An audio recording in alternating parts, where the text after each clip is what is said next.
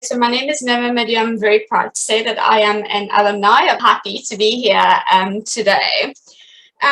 So today we're just gonna look at how my practice has evolved. I think it's going to be relevant to people that are sitting in the lab today. There's a lot of fashion practitioners, I think, in the lab this round.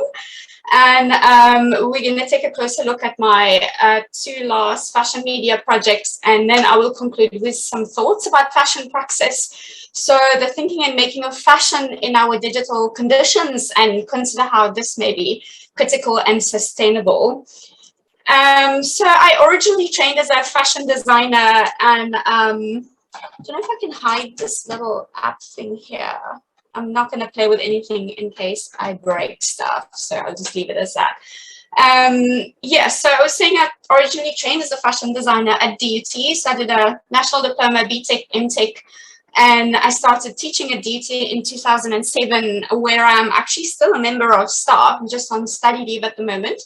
Around 2013, I wanted to expand on my qualifications, but I chose to do this horizontally. I decided to do another master's, so MA in fashion photography at the London College of Fashion. And I then went on to launch my creative practice in 2015. So the website is there, and the images that you see on the right-hand side, I think I consolidated my focus and my aesthetic by 2015. And so if you look at the images, I do think it speaks of the work that I do. There is a similar kind of aesthetic in all the projects published from 2015 onwards. I think I've always been interested in the expanded image, and I tried to hack this project I shot in 2D. So the Iceland project, the one that you see on the right-hand side, second a middle image. I tried to hack this project as a 360. I shot 2D and in studio and location, and I tried to make it a 360 project and was not successful. I didn't understand the mechanics of 360 production. Then I saw the other Dakar by Sally Radicane in 360. At that time, it was just on a Samsung Gear headset, so phone-based. And I was really blown away. For me, like, the other Dakar was not cool. The fashion film, it was doing super well at like Tribeca and all the other platforms, but it wasn't called a fashion film. But for me, it was clearly something that was imagined and made by a fashion designer and was a fashion film. So that was an aha moment for me. And I was like, okay, I've got to do the New Dimensions lab. So I applied and I got accepted and did the lab in 2018. So for my practice, I use methods from photography and film traditions, still in moving image captures, but also computational captures such as photogrammetry, and I'm planning to work with volumetric filming this year. In terms of my processes, I wanted to say that these are very hybrid and hugely collaborative. I love collaborating with fashion designers. I'm trained as a fashion designer myself, but I don't really like taking on the role of a fashion designer in my project, although I do have to sometimes. So I love collaborating with other digital artists, for instance. So my fashion film Future Body, which I did as part of my master's work, emerged through collaboration with the MA Fashion Futures graduate at LCF, and in my time as a student there making this. The 3D room that you see in the background was also made by a teacher and designer at the LA Animation School, who I totally approached online and have never met to date. But it's really interesting how the internet enables us to create these new connections and these new collaborations. So also super importantly, and I think I can see that in all the rest of the images that are here, my creative practice informs my teaching practice. So across the years of teaching, I have supervised BTech and master's students. So if you see on the right-hand side here, these images are from projects from students I have supervised at DT. So Jessica Shuttleworth, beautiful work here. And then Kiara Gounder, bottom right-hand side. So Kiara, I supervised the master's project, and she made this amazing range of fashion artifacts that after she graduated, we ended up collaborating on OBSIDIAN with it. So very productive kind of context. I think these methods of collaboration and making are also like decolonial in so many senses. So teaching and learning happens across like these perceived hierarchies. I feel I'm always learning from my collaborators. Okay, so with AZIMUTH, as I mentioned, I did the lab, and the lab actually had a focus on documentary. So I pitched the documentary idea, and I didn't get the seal of approval by the end of the lab, and I'm forever grateful to Ingrid and Stephen for giving a very honest review.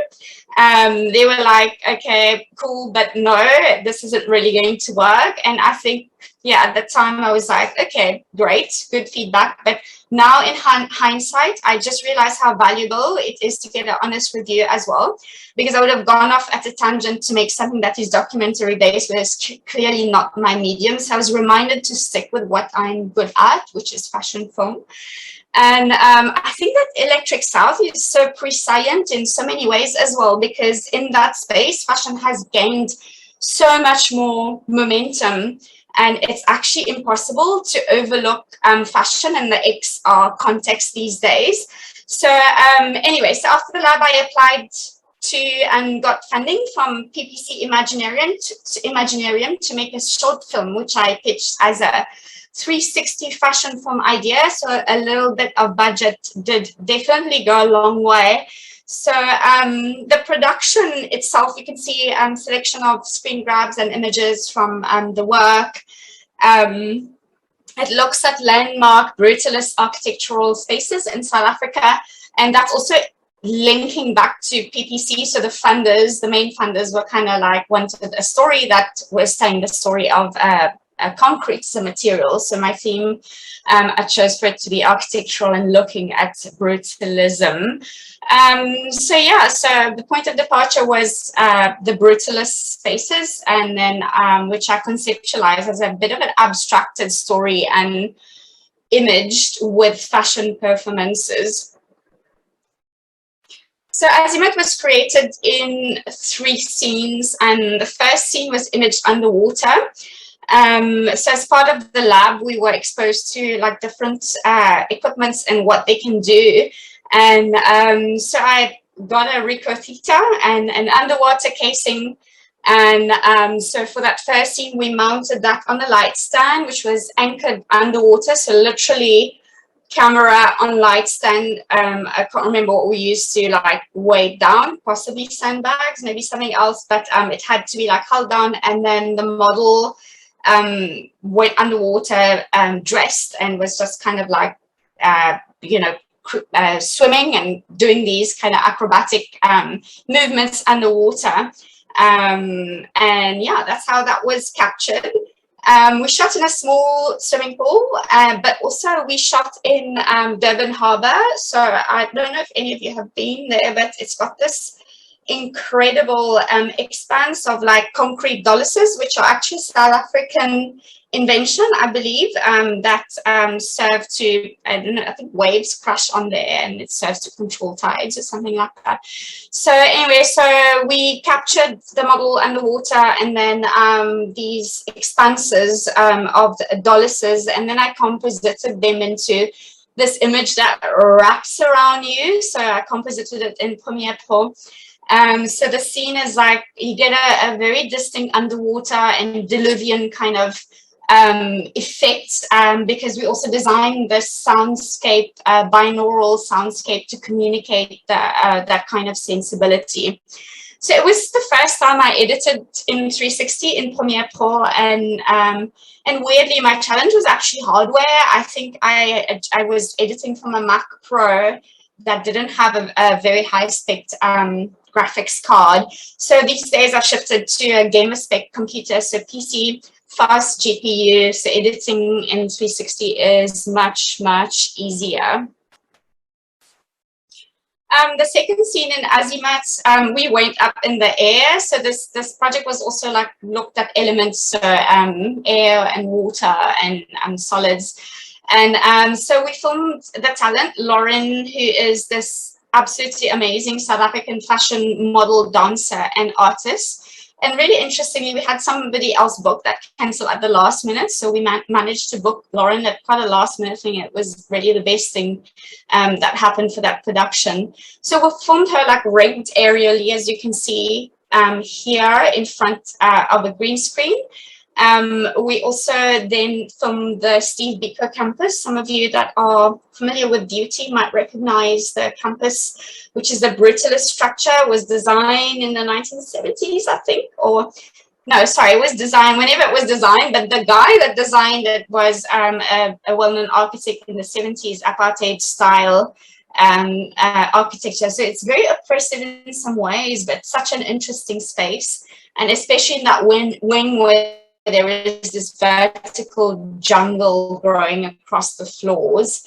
So it was a really kind of, you know, locating these really cool spots really in an accessible way. I was based in Durban. It was all really around me.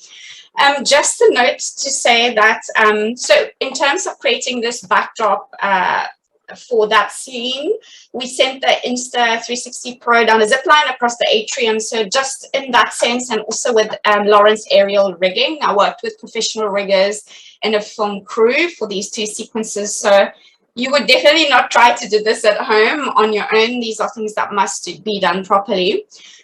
So this sequence was also composited in Premiere Pro, and I think I only realized later, like way after the production was made, that I couldn't, it wasn't rendering properly transitions between the different sequences on 4K footage, which is, yeah, quite an interesting thing, because I think the software and the platforms are developing as the creators are also developing. So sometimes there's hiccups, we don't anticipate them. And we're really working at the edge of like technologies, I think very often in this context, which is exciting.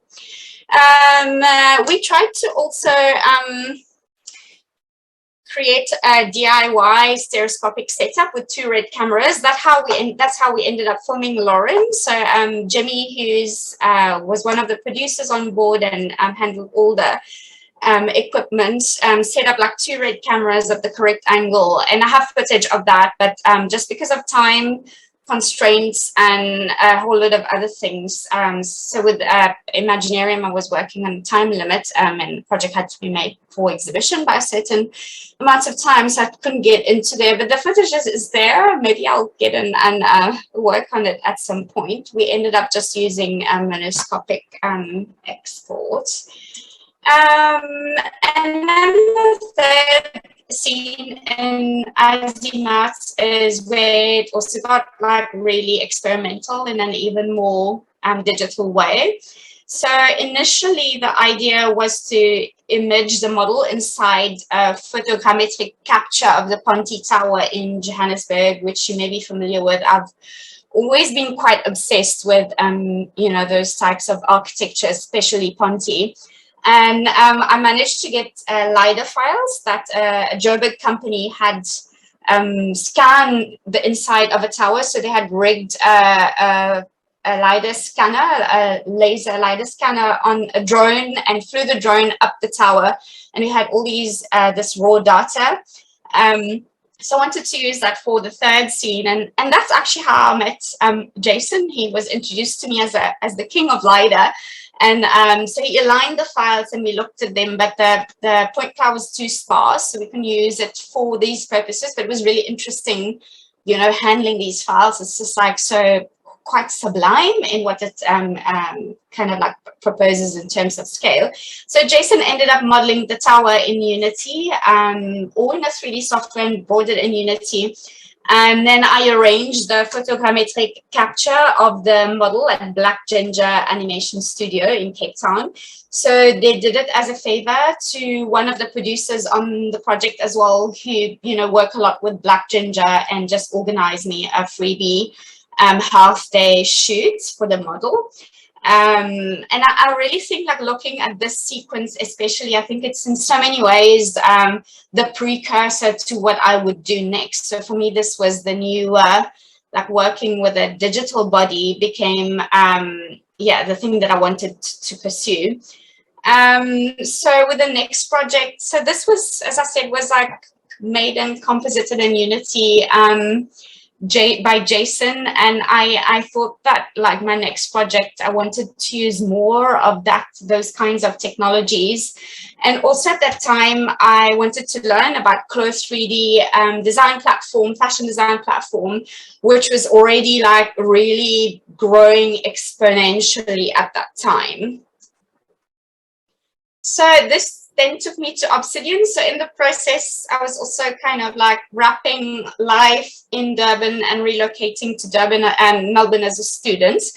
And so when I got here shortly after, we also had the pandemic. So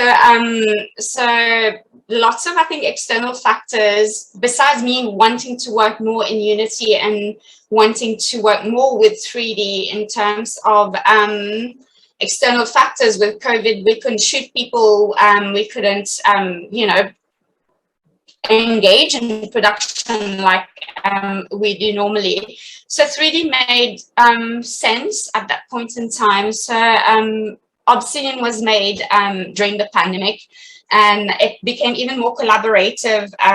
There was no funding, so everybody that got on board is equally an artist within the project. So myself, Jason Pons, who is a co-designer based in Melbourne, and Kiara, who's at DUT.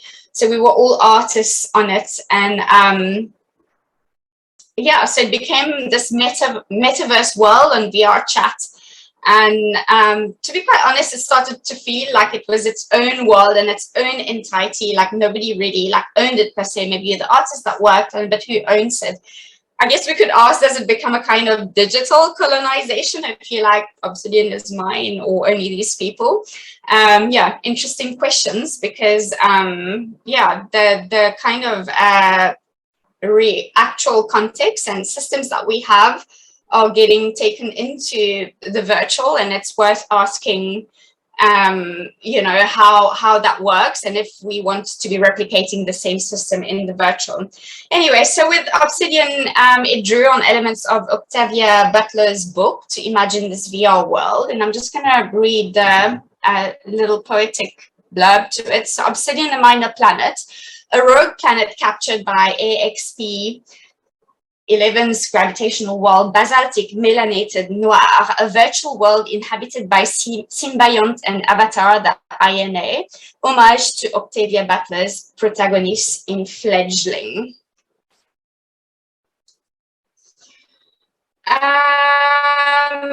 Okay, so in terms of the tools, I literally learned to use Clo by working on Obsidian. So once I learned about the basic workspace, I hacked my way towards creating a very complex garment for Obsidian by using an open pattern source from Alexander McQueen. So the dress that you see there isn't my design. Like I said, I don't really want to be the fashion designer on the project, so I want to work with other fashion designers. And so in terms of this hack as well, I think it's quite interesting, and it's part of this whole like digital conditions that we live in. So the Alexander McQueen pattern is an open source pattern that I got from Show Studio. So they've got an in-house project called Design Download, and it's directed towards fashion students, because Show Studio are very influential. They speak to the designers and sometimes get those patterns and upload them, and then they set little projects for students to create fashion films and projects around that they then publish on their site. So I grabbed that pattern, it came as a PDF, it was the correct format, and then Kiara converted it into an Illustrator file. I imported this into Clo, and I was able to simulate this garment that you see there. So I also really wanted to use Clo avatars because they have a really fashion look. You can customize it to an extent. I was very happy with the way I was able to create this kind of idea around the INA, which was this avatar that would exist in Obsidian. And then for Obsidian, I used like standard motion files from Mixamo. So I was at a stage where I could get into and also with the pandemic, like create my own mocap session and grab the files from them. I was also really learning, so Mixsummer worked for me. And all of this work, well, like the whole Mixsummer thing, we were able to create those animations and simulation in Clo and bring it into Cinema 4D. It didn't work super well when we brought it into, so it worked in Unity, but once it became real-time VR, it wasn't really working. So we ended up, so we had all these, you know, really kind of dynamic animations, but Obsidian is animated we hacked the animation within Obsidian so it would work in a real VR context. So I just wanted to say with Kiara's files, so her range of fashion artifacts that were like STL files that could be 3D printed, were also like super seamlessly and universally importable across all platforms, Clo and Unity. So that was like a breeze to work with. I don't know if all of you know what Clo 3D is, but if you don't know, I'll just give you an overview. So it's an industry standard 3D fashion design software. So the twin software to Clo is called Marvelous Designer. I think Marvelous Designer was around for a longer time. And then Clo came around as a slightly more polished, sophisticated version for fashion design. So like other 3D software allows the user to sculpt the surface of a 3D mesh in order to create garments, but Clo and MD, Marvelous Designer, allow users to create 2D patterns. So in the way that we train to think, so you think in 2D pattern and flat, and then you're able to digitally sew these garments together in a really intuitive process. So once I got my head around Clo, like it's becoming easier and easier to use it, but I also use it in a very limited way. I've actually started teaching it. I teach part-time at the university here, and students are absolutely loving it. And I think that it's just really opens up so much, and as the possibilities are a little bit limitless in what can be done with it, and we haven't even really scratched the surface of what could be done with it. So with Clo, it's like possible to instantly visualize your design, a digital avatar. It's got a physics-based simulation of textiles and image processing for photorealistic renders. So before renders are understood as something that's like painful and you've got to have all this gear, and Clo does it.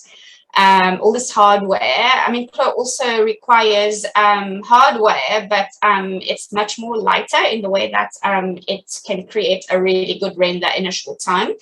So users can undo, redo design actions and prototype in an expanded way, and in a more diverse way as well. So in terms of body types, you can customize that avatar. When I was working with Clo for Obsidian, it was limited in how I could customize that body. And I just had a lesson today with my students, and it's just like totally improved version. In Clo 6.2, you can do so much more.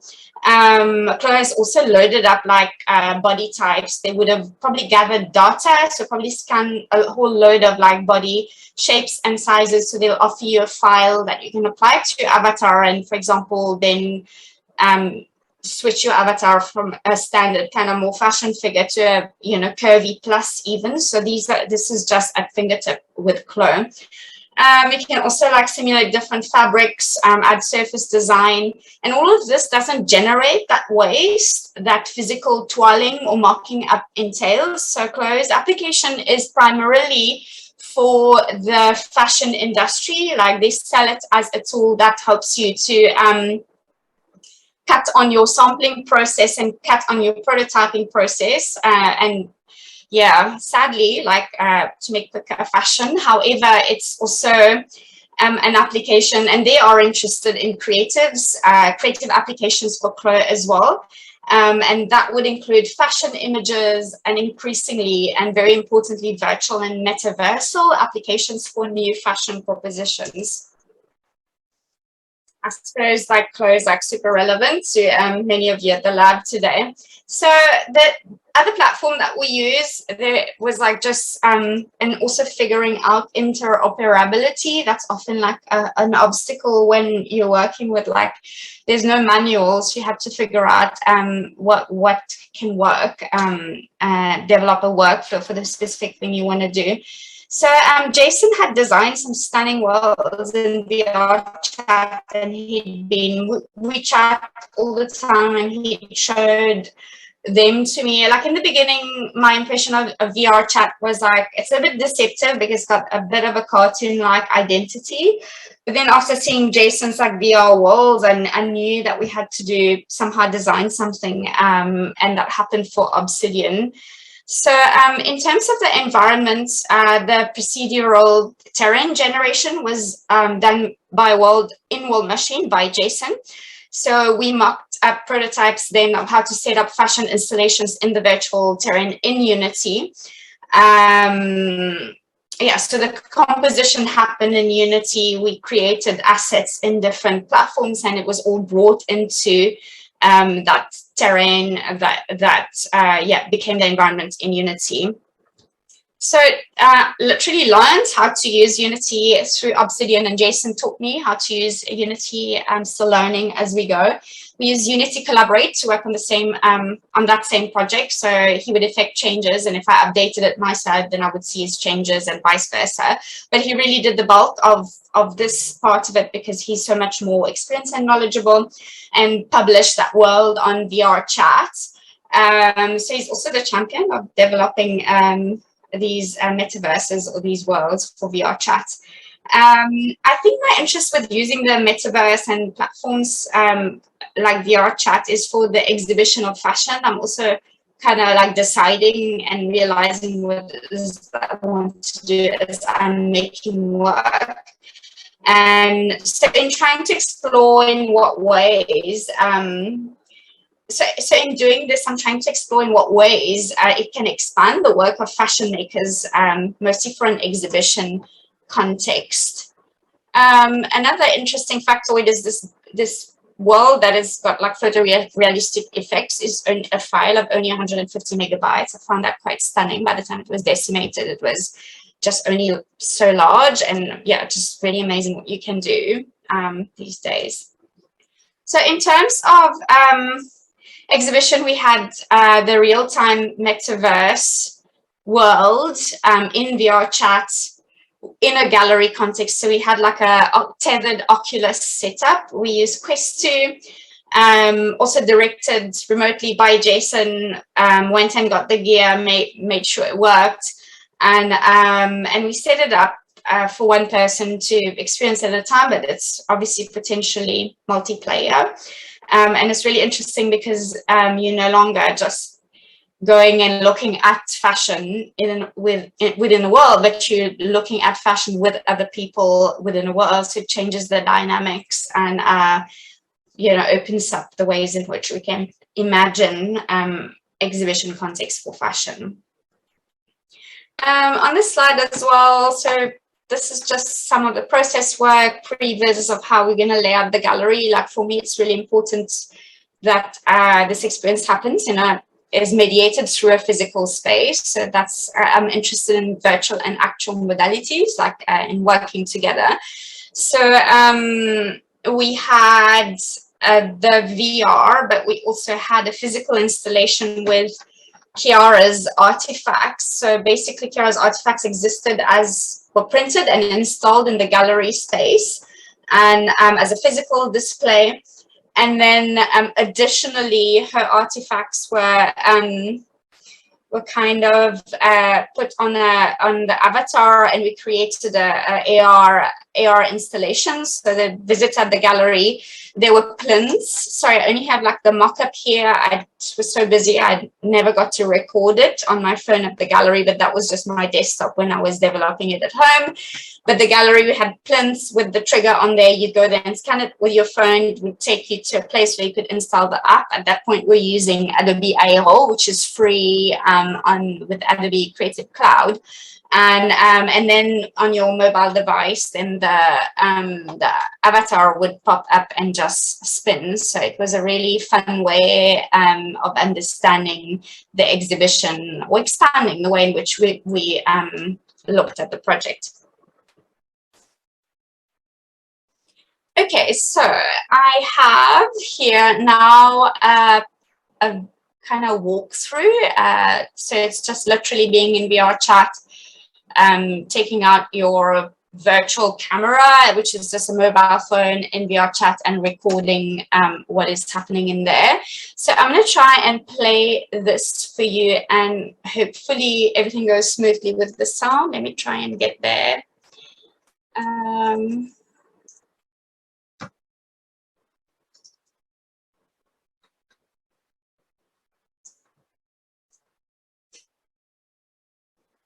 I think my internet is bad.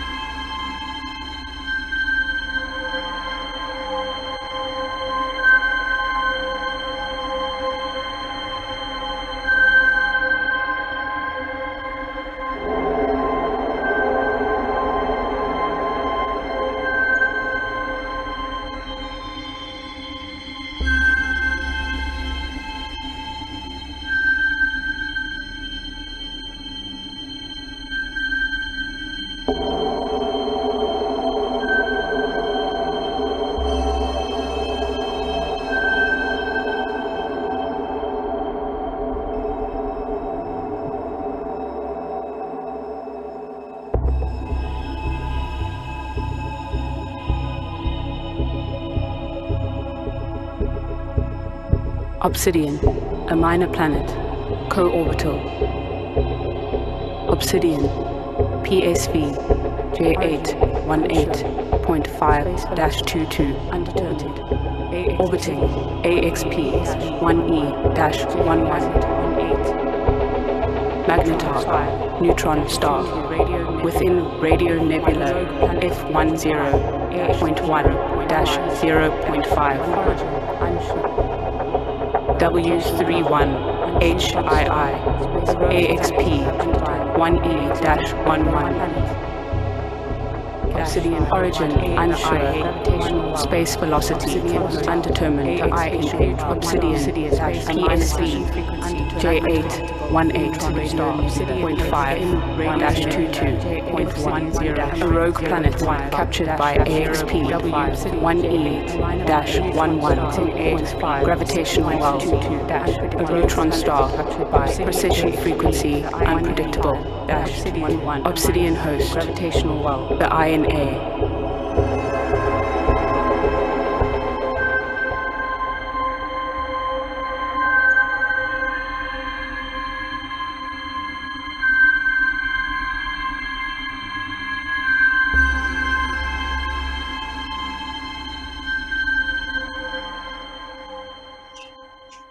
Just a quick note, I actually didn't mention before I played the media. Let me try and get back to my presentation quick.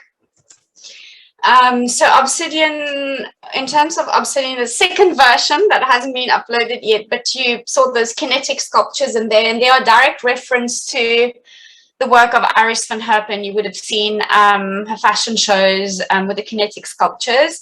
So just through the VR community here and doing talks, I met this artist called Aaron that works with those kinetic sculptures. So I think he's kind of learning to make them in Cinema 4D, and then so we took one of these models and brought it into Unity.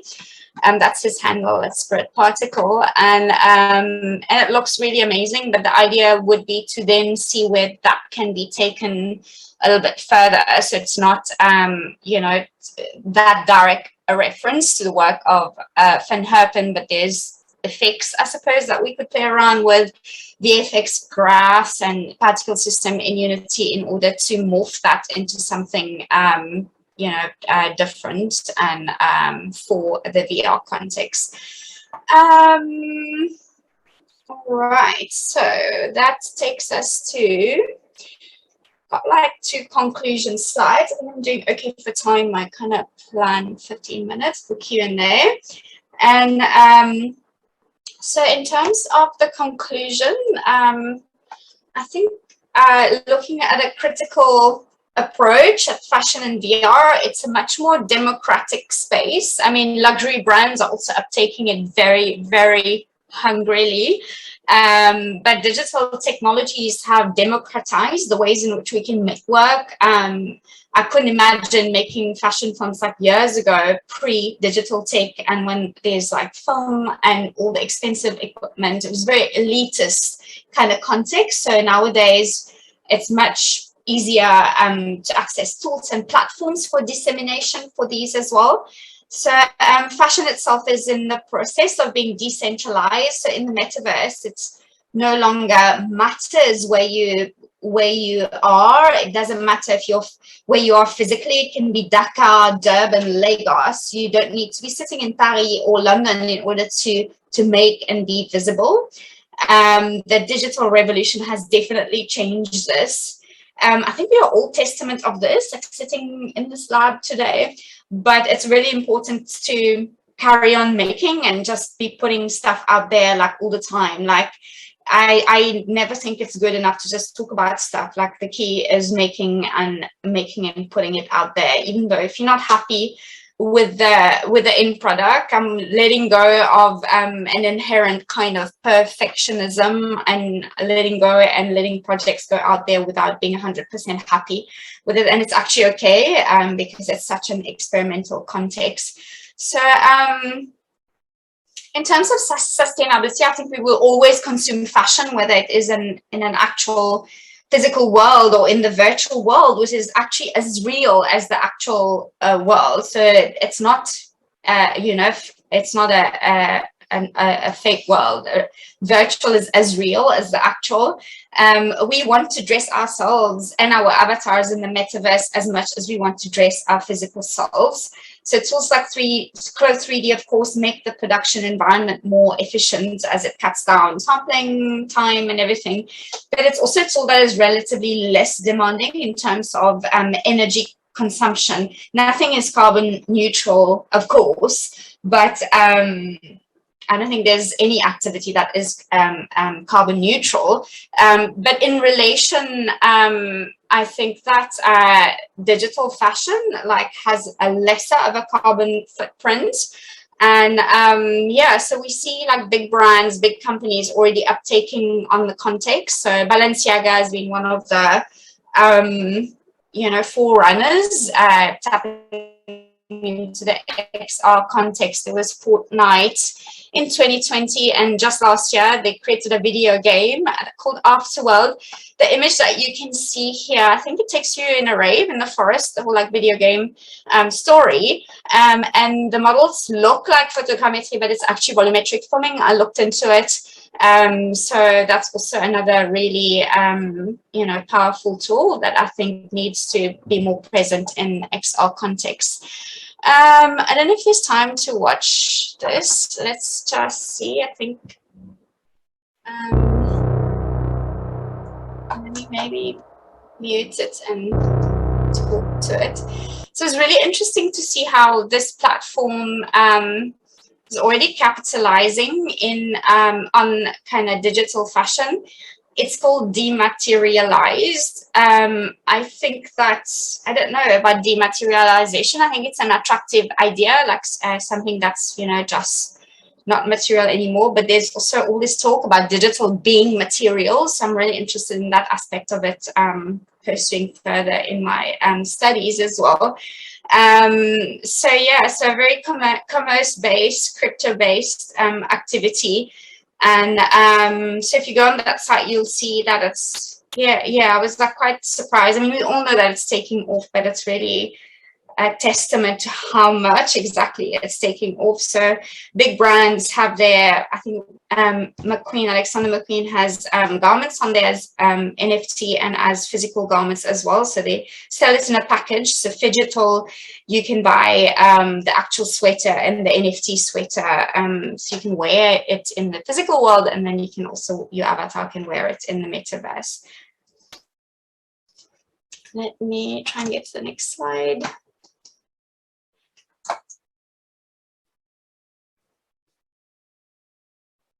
So there are, I think, a lot of job opportunities for people interested in those kind of metaversal contexts and in digital fashion. So avatar stylists, these are all like new job description, concept artists for character design, avatar stylists, NFT designers for digital fashion designers, but also generative art. It's really opened up what you can do after you've qualified in fashion, or if you're a young designer wanting to diversify, if you're a designer, period, wanting to diversify.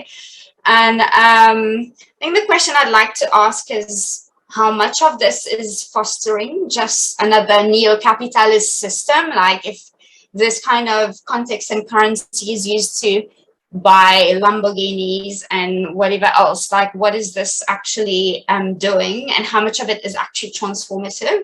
So I'm posing it as a question. I don't have the answer, but I really do think that there needs to be more voices, and voices from different people, like others, like women, people of color. So it's really important that we are able to be part of that scene and to create work on that scene, and it's more than possible.